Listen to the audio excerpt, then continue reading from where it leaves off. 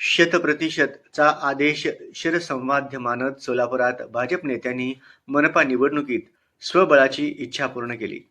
गेल्या वेळीही स्वबळाचा अनुभव गाठीशी होता, पण तेव्हा राज्यात सत्ता असूनही 49 नगरसेवकच निवडून आणता आले. त्यामुळे यंदा ऑपरेशन लोटसचे शस्त्र उपसले. पालकमंत्री जयकुमार गोरेंनी अनेक दिग्गज भाजपात आणले. ना त्यांची पार्श्वभूमी तपासली, ना जनमानसातील स्थान, फक्त निवडून येण्याची क्षमता हाच निकष पाहिला. या घाऊक आवकमुळे पक्षात नाराजीचा स्फोट झाला. 2 स्थानिक आमदारही संतापले, कारण त्यांच्याही नेतृत्वाला सुरुंग लागण्याची भीती होती. मित्रपक्षाला गृहीत न धरता भाजपने 102 उमेदवारांची भक्कम फळी तयार तर केली, पण मागणारे 1000 आणि तिकीट 102च असल्याने बंडाची ही धास्ती होतीच. उमेदवारीचे आमिष तर सर्वांनाच दाखवलंय, त्यामुळे निष्ठावंत विरुद्ध उपरे संघर्ष पेटला. अखेर प्रदेशाध्यक्षांना हस्तक्षेप करून आमदार विरुद्ध पालकमंत्री वादावर तोडगा काढावा लागला.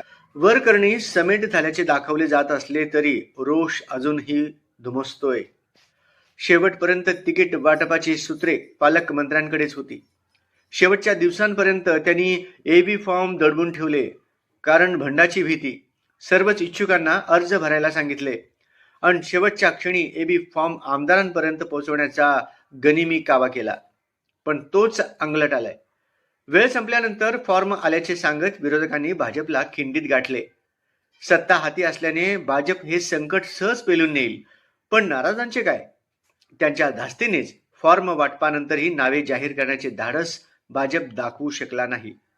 यादीवर गोरे कोठेंचा वरचष्मा असेल तर देशमुख समर्थक बंडाच्या तयारीतच आहेत. आधीच काही नाराजांनी धनुष्यबाण हाती घेतलाय. ऑपरेशन लोटसमुळे विरोधक संपवल्याचे कितीही दावे नेते करत असले तरी भाजप विरुद्ध भाजप हा संघर्ष मात्र अटळ आहे.